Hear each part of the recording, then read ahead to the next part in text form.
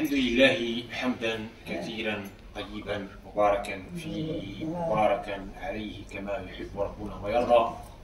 اللهم صل على سيدنا محمد النبي المليح صاحب المقام الأعلى واللسان الفصيح وعلى آله وصحبه وسلم تسليما. استمر وإياكم في هذه المسيرة العلمية المباركة من الضروري من علوم الدين. Donc on continue avec vous, comme chaque vendredi avant le prêche, dans cette séance réservée à ce qu'on appelle le nécessaire des sciences de la religion. Le nécessaire des sciences de la religion, qui est un fardu ayn, c'est-à-dire une obligation individuelle pour chaque mukallaf. Mukallaf voulant dire responsable. On a déjà vu ces notions-là largement. Et donc, comme promis, nous allons, Inch'Allah, maintenant commencer, entamer et avancer dans le chapitre de la zakat, l'aumône purificatrice légale.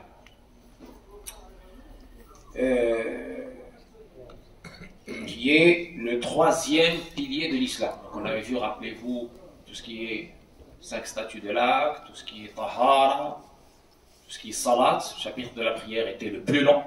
On l'avait terminé la dernière fois avec le chapitre de Jumu'ah, rappelez-vous. D'accord? Et pour celles et ceux qui ne l'ont pas vu, ils peuvent toujours regarder la playlist l'essentiel de la religion musulmane, sur la chaîne officielle de votre mosquée At-Taqwa, la chaîne YouTube de votre mosquée At-Taqwa. Ou alors le livre, le Ashir, donc Moshil Mouaïn, Al-Tarim Ulum-Din, Tawhid Fiqh Spiritualité, que je vous ai mis ici à disposition dans la Maktaba Waqfiyya, dans notre bibliothèque qui est, alhamdulillah, qui s'enrichit de jour en jour.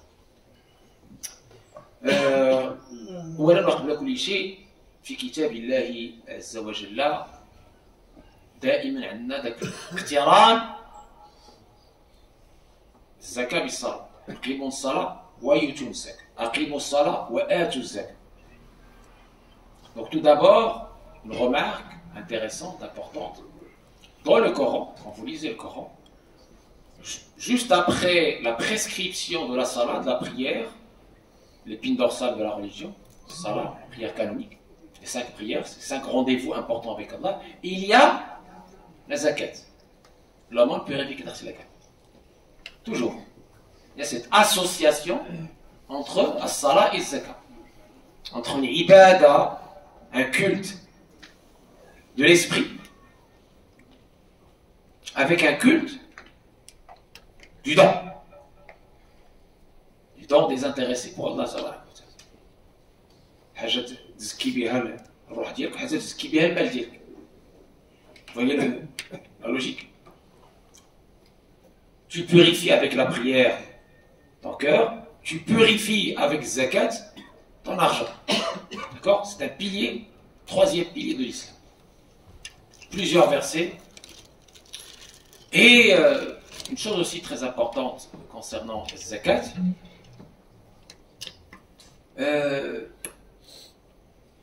en fait, ce n'est pas une nouveauté de l'islam. Comme ça, Allah nous dit dans le Coran, على سيدنا إسماعيل مثلا وكان يأمر أهله بالصلاة والزكاة وكان يأمر أهله بالصلاة والزكاة وكان عند ربه مرضيا. Donc, les communautés avant nous avaient aussi cette prescription de la prière et de la zakat. Ce n'est pas une nouveauté. C'est quelque chose qui a toujours existé dans chez tous les prophètes qu'Allah a envoyés.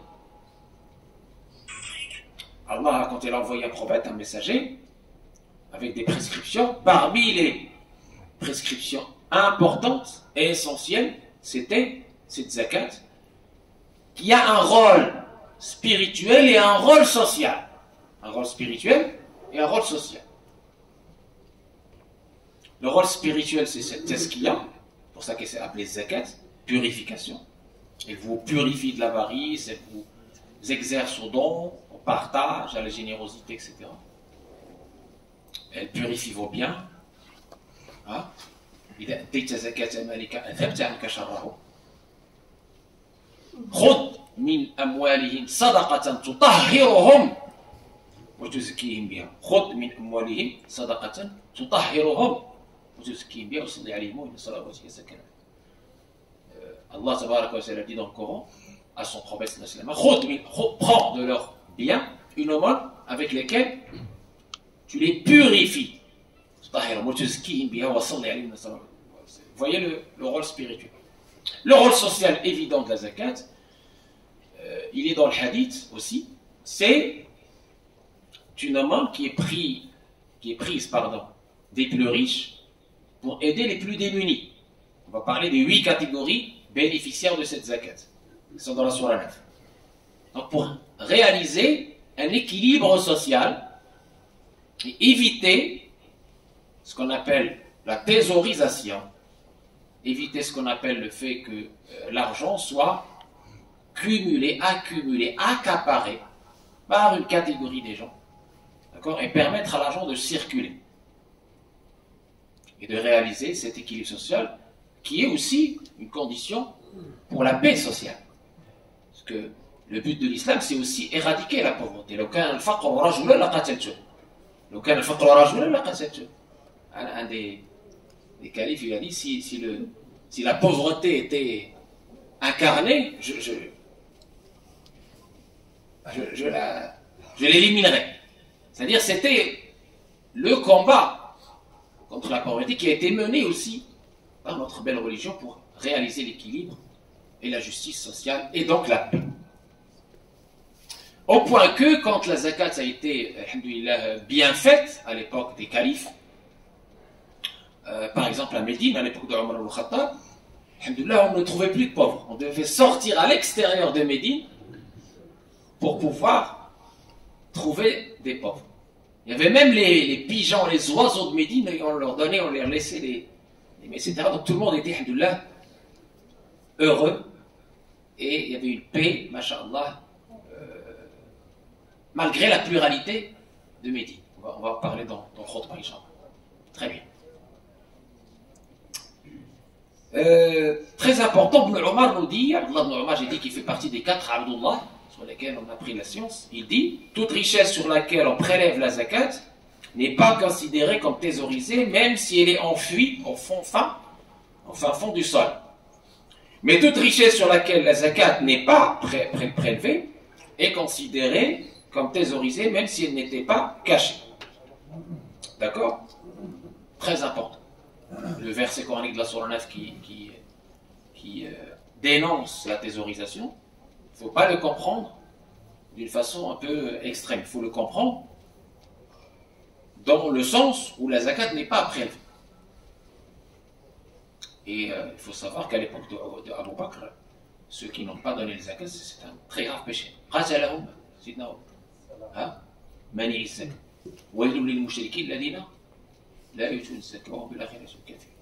Très important. Voilà. Alors, la différence avec les autres piliers de l'islam, c'est que la zakat, elle est imposée dans l'argent à partir du moment où il y a le nisab. J'ai parlé du nisab la dernière fois, je vais le rappeler, Inch'Allah. La différence avec les autres piliers de l'islam, il faut tklif. Il faut que vous soyez mukallaf. Vous comprenez? Vous soyez responsable, pubère, avec votre raison, etc., la raison. Alors que les zakat, non. Les zakat, non. Pas besoin d'être mukallaf. Pourquoi? Hein? Il est wajib fil mal.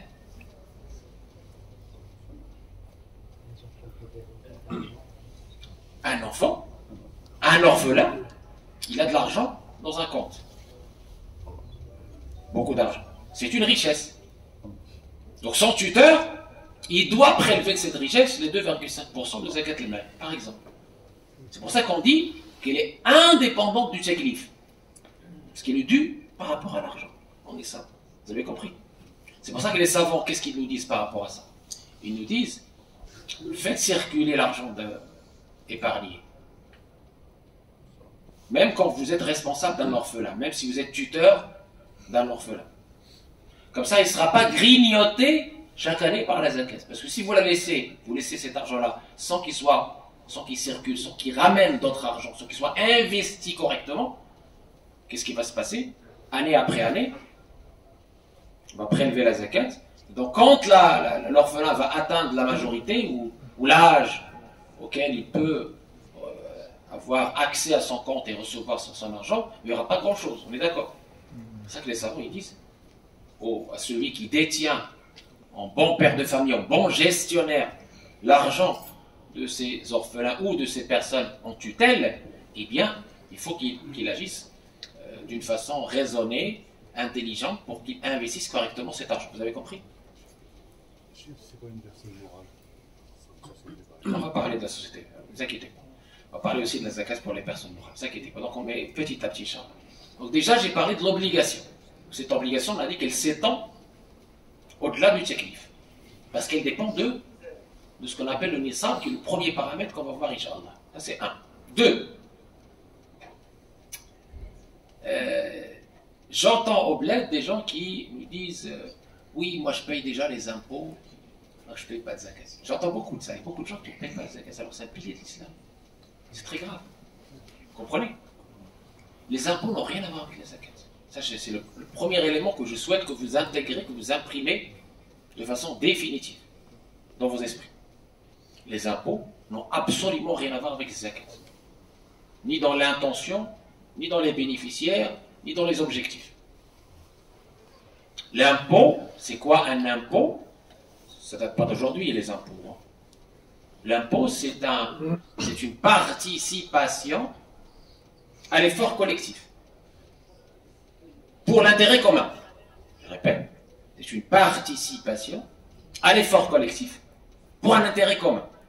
Donc, les impôts. أصل في الضرائب وأنها يعني واحد تبرع من أجل مصلحة عامة.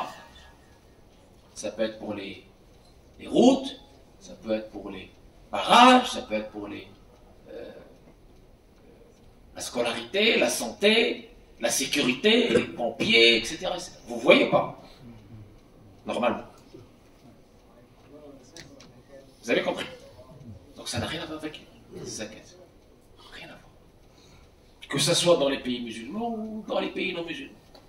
Les impôts, c'est une participation à ces dépenses communes pour notre intérêt commun. Qu'il soit la sécurité, la santé, les routes, etc., les transports. Vous avez compris? Bien. Quand vous payez les impôts, ça n'a rien à voir avec la zakat. Certes, c'est une charge qui est déduite de l'assiette de la zakat. On est d'accord? Certes, vous pouvez déduire la zakat de vos impôts, et je vous y encourage, parce qu'il y a une ligne, quand vous déclarez vos revenus, il y a une ligne qui s'appelle don. Don pour des organismes, don culturels, etc. Vous mettez ce montant, ça vous permet d'être exonéré d'une partie des impôts. On est d'accord? Pourquoi je vous incite à noter ça? Parce que ça vous permet d'avoir une assiette plus importante en N+1, et donc, pour que les pauvres puissent en bénéficier encore plus. Vous avez compris? Vous m'avez traduit. Tiens. Troisième élément très important en amont de la zakat, c'est l'intention. L'intention. L'intention. On a parlé beaucoup de l'intention qui est une action du cœur. Niya. إنما الأعمال بالنيات وإنما لكل امرئ ما نوى فمن كانت هجرته إلى الله ورسوله فهجرته إلى الله ورسوله ومن كانت هجرته لدنيا يصيبها امرأة ينكحها فهجرته إلى ما هاجر إليه. Et donc, il faut en préalable émettre l'intention de donner les zakats, car les actes ne valent que par les intentions. Il peut émettre cette intention que ceci est zakat au moment de distinguer la part, la valeur de la zakat, ou quand il la distribue. Très important. Sans cette intention, il n'y a pas de... Pourquoi j'insiste sur l'intention? Parce que vous pouvez donner pour plusieurs raisons. Je peux donner pour aider mon frère. Vous aurez le mérite. Hiba, un don. Sadaqa, une aumône courante, qui peut être donnée à n'importe qui, à n'importe quel moment, sans condition. Un don volontaire, une aumône, et vous aurez les mérites d'Allah. Mais ce n'est pas la zakat. Ce n'est pas la zakat. Parce qu'il y a des gens, encore une fois, dans ces mauvaises pratiques, Oui, mais moi je donne déjà des aumônes. Mais ça n'a rien à voir, mon frère. Zakat, c'est quelque chose de très précis, avec un calcul bien précis et avec une date d'anniversaire bien précise. Jusque-là, est-ce qu'on est d'accord? Est-ce que tout le monde me suit? Bien. Donc, l'intention.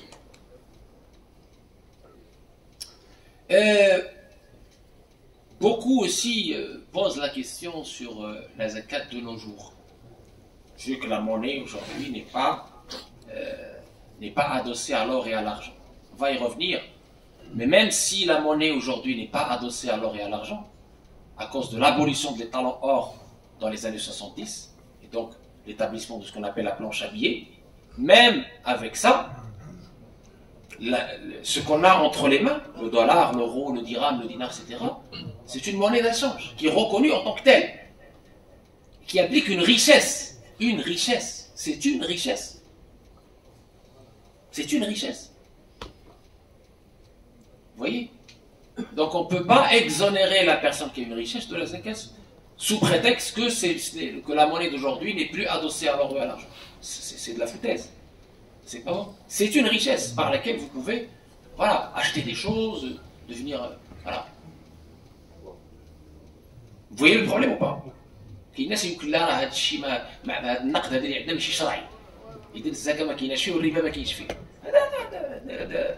هذا جاهل بالمقاصد الدين. Ça c'est de l'ignorance dans les maqasid, dans les objectifs nobles de la religion. Et je rappelle que le modèle économique islamique est différent du capitalisme et du communisme, parce que l'argent en islam est à Allah ta'ala d'abord, pas à l'individu, ni à l'État. Contrairement au capitalisme, contrairement au communisme. Cependant, l'islam reconnaît parfaitement la propriété privée et ne condamne pas la richesse si, évidemment, la zakat est donnée. Mais l'argent en islam, c'est d'abord Allah qui te l'a octroyé. C'est un dépôt, c'est une épreuve chez toi. Tu es mustkhlaf, lieutenant, vicaire. C'est un test pour savoir si tu vas utiliser cette richesse à bon escient ou dans l'obéissance d'Allah, pour les causes d'Allah, ou alors à mauvais escient dans la désobéissance, etc. En croyant que c'est toi. Comme on dit Qaro, non, on a déjà parlé de ça. Très bien. Très important donc, je vais me focaliser sur ce qu'on appelle zakat al-mal. Je ne vais pas parler des récoltes, je ne vais pas parler du bétail. Vous le retrouverez dans mon livre, Inch'Allah, si vous voulez le détail de tout ce qui est récolte, rikaz, ma'adin, etc. et bétail. C'est assez simple. Je vais me concentrer là sur zakat al-mal. Zakat al-mal. Parce que c'est ce que demande tout le monde aujourd'hui. Et on n'a pas parmi nous des agriculteurs, on n'a pas parmi nous des extracteurs qui extraient les minerais, tout ça.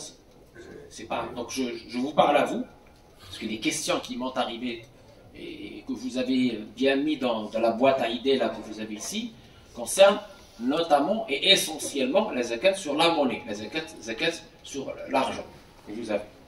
Que vous soyez salarié, que vous soyez entrepreneur, auto-entrepreneur, patron d'une société, n'importe. Voilà, c'est cette zakat-là sur laquelle on va se focaliser. Tout le monde est d'accord? Sauf s'il y a des questions spécifiques sur les récoltes ou sur le bétail. Bon. Premier paramètre pour zakat al-mal, c'est ce qu'on appelle le hawl. Al-hawl. Notez-le, al-hawl, l'année lunaire. C'est le premier paramètre. Paramètre numéro 1. C'est-à-dire il faut le passage d'une année lunaire sur le montant concerné. L'année lunaire, elle est différente de l'année solaire. C'est à peu près 10 jours. C'est pour ça que je vous conseille à toutes et à tous de mettre des dates d'anniversaire de votre zakat avec un mois lunaire. Par exemple, Muharram, là, ça tombe bien et c'est la raison pour laquelle j'ai laissé le chapitre de la zakat pour l'année de l'Hégire, pour le début de l'année de l'Hégire Muharram, parce que la plupart d'entre vous mettent dans leur agenda une date d'anniversaire pour donner la zakat Muharram. Notamment Ashura, qui gros l'Ashura. Pourquoi pas? L'essentiel c'est de donner. Ashur, il donne les. Donc, on est au mois de Muharram. Et donc, c'est très important, donc, ce passage de l'année lunaire sur le montant concerné. C'est pour ça qu'on a une date d'anniversaire qu'on note dans nos agendas à partir du moment où tu as atteint ou dépassé ce qu'on appelle le nisab, qui est le deuxième paramètre. Alors le nisab, c'est la quantité minimale à partir de laquelle tu dois donner, tu es éligible à la zakat. La quantité minimale à partir de laquelle tu dois donner la zakat.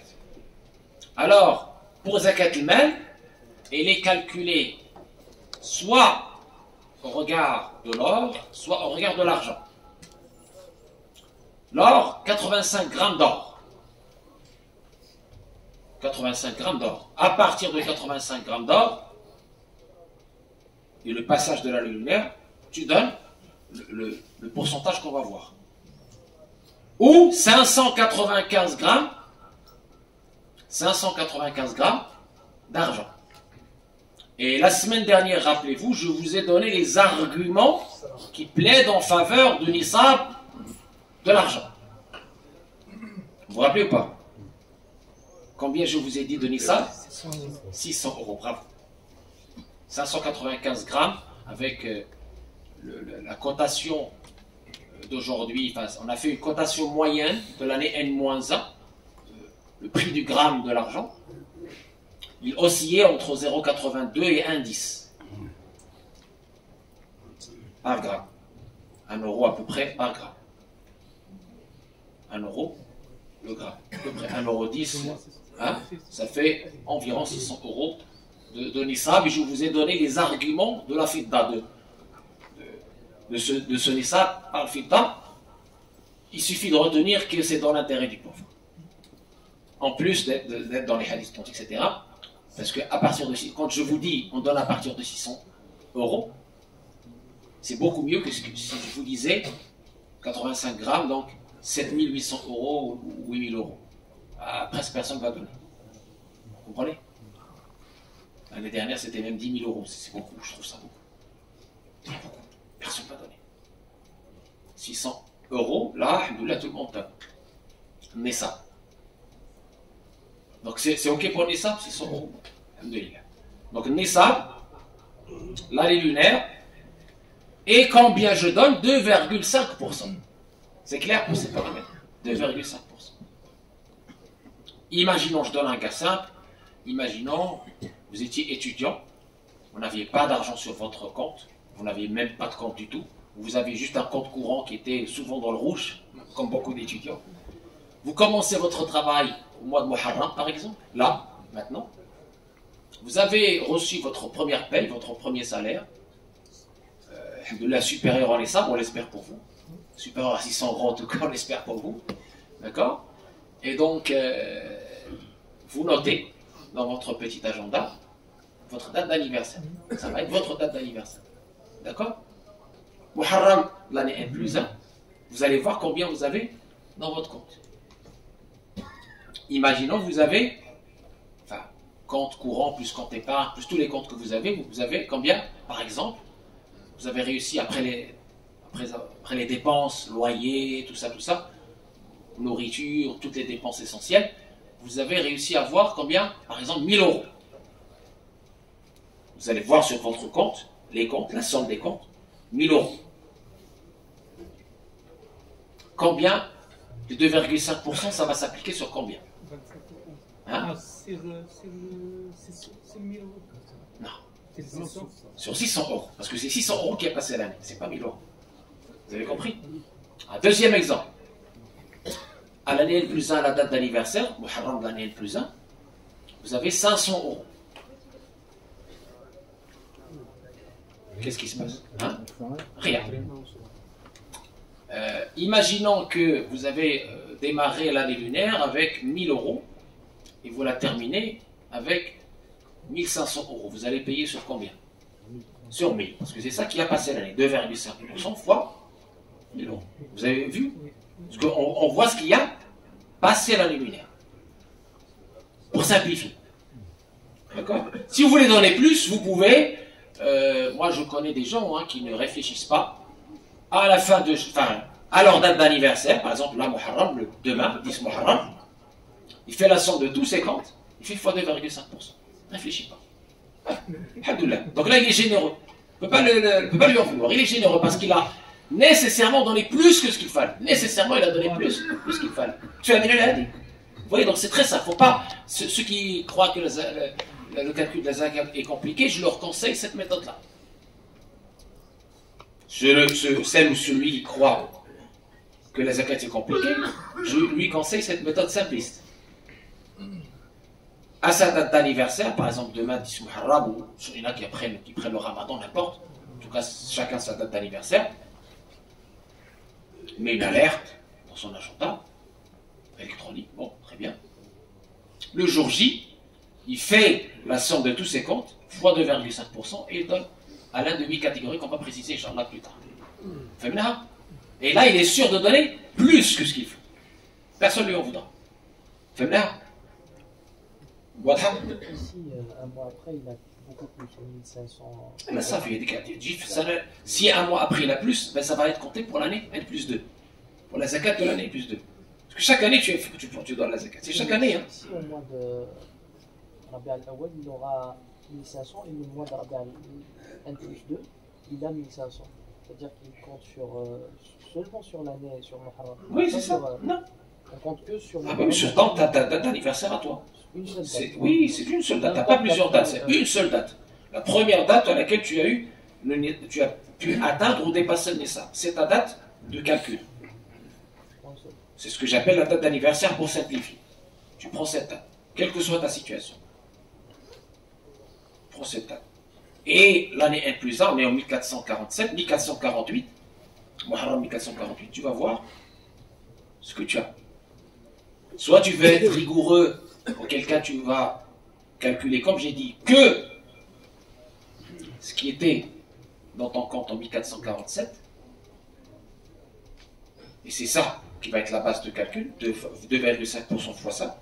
Soit tu veux être généreux, et tu n'as pas envie de te casser la tête avec les bilans des mois passés, tu fais 2,5% fois le total de la somme que tu as maintenant. Et c'est tout. On essaie de simplifier au maximum pour les gens. L'essentiel après, c'est zakat. On va voir la séance prochaine, la suite, là, notamment les 8 bénéficiaires de la zakat qui sont décrits dans la Sourate 9 et qui est chaque bénéficiaire من الصدقات الفقراء المساكين العاملين عليها المؤلفة قلوبهم في الرقاب الغارمين في سبيل الله ابن السبيل. On va voir chaque catégorie qui est cette catégorie et effectivement les conditions. Très bien. Simplement pour répondre à la question de notre frère et pour répondre aussi à la question de notre sœur, parce qu'elle m'a posé la question sur l'épouse, comment elle fait. En islam, on a dit plusieurs fois que la femme a sa propriété privée. Les contrats de mariage en islam s'en fait sur les biens séparés. La femme garde son nom propre et garde sa propriété privée. Qiwama, le rajoul, ça n'implique pas de prendre l'argent de sa femme, non. Ça implique que lui, effectivement, il est responsable financièrement du foyer, mais la femme garde son argent pour elle. Donc soit elle a son compte propre, ils n'ont pas de compte commun. Auquel cas elle fait le calcul que je viens de décrire, le même. D'accord? Elle doit donner sa zakat comme n'importe qui. Soit ils ont un compte commun, auquel cas il doit être au courant pour qu'il puisse émettre l'intention. On a parlé de l'intention. اشتهي النية ديالها ما تضيعش. شي يخرجوا لا يقول لها قبل ولا بنت الناس راه هذا وقت الزكاة راه عندنا ذاك الحساب ديالنا الجاري اللي هو بيني وبينك راه غادي على كذا ديري النية راه غادي نخرجوا. فهمناها؟ Comme ça, elle émet aussi l'intention et elle peut le mandater pour donner du compte commun. Si vous avez un compte commun. Pour terminer avec la question du frère sur les entreprises et tout ça, j'ai fait un cours particulier sur la question des entreprises, des personnes qui ont une entreprise. Mais pour résumer, il faut comprendre que une personne morale, c'est comme une personne physique. À partir du moment qu'elle a le Nissan, elle doit donner les 2,5%. Qu'est-ce que je conseille aux frères qui ont des entreprises? C'est de voir avec leur comptable, au niveau du bilan, qu'on fait au mois de mars, c'est ça, au mois de mars. mars, avril, mai, leur dire de réserver en fait un virement permanent chaque année pour les ALM. Comme ça, cet argent-là, il est déductible de l'IS, l'impôt sur la société. C'est important pour vous, d'accord? Et de faire un virement permanent pour tel ou tel organisme. Et de la labelliser, zakat, le don, etc. Par exemple, Muslim Hands, par exemple, ou Human Appeal, etc., etc. Et c'est comme ça, il y a ce virement permanent qui est parti, qui est 2,5% de la somme. Comme ça, vous êtes tranquille. Chaque année, vous êtes tranquille. D'accord? Pareil, il y avait aussi une troisième et dernière question, c'était sur zakat, sur les bijoux de la femme. Alors, zakat sur les bijoux de la femme chez le Malikiya, il n'y a pas de zakat sur les bijoux de la femme. Sauf si elle l'utilise pour le commerce, sauf si elle va les vendre. Pas de zakat non plus sur les voitures, en analogie avec les chevaux. Vous ne donnez pas à l'époque de zakat sur les chevaux. Pas de zakat sur le miel, ni sur les fruits frais et légumes, sauf s'ils sont vendus. Là, il faut compter une année lunaire après la réception du paiement qui atteint le ça pour payer le zakat. Nul n'est payé zakat sur sa maison non plus, ni sur les acquisitions destinées à l'usage personnel, immeubles, bâtis, ou bien arabes, ni sur les bijoux d'usage personnel. Pas de zakat donc sur les biens oraux, tant qu'ils ne sont pas destinés au commerce. Si le bien est vendu après un an, suivant le jour où l'on possède son prix, ou suivant le jour où l'on a acquitté les zakat sur ce bien, là, effectivement, s'il est vendu, on paye les zakat après un an où on a détenu le fruit de la vente. Pareil s'il est rentabilisé par un rendement locatif. Là, ça devient du commerce, rendement locatif, donc il faut payer la zakat. Mais si c'est votre maison principale ou secondaire qui n'est pas utilisée pour le commerce, pas de zakat. Ni sur les voitures, ni sur les maisons. D'accord? Donc, هذا هو اللي قدرنا نقولوا في هذه الحصة. Donc c'est الله تبارك وتعالى أن يوفقنا لما يحبه ويرضاه الأدب إن شاء الله.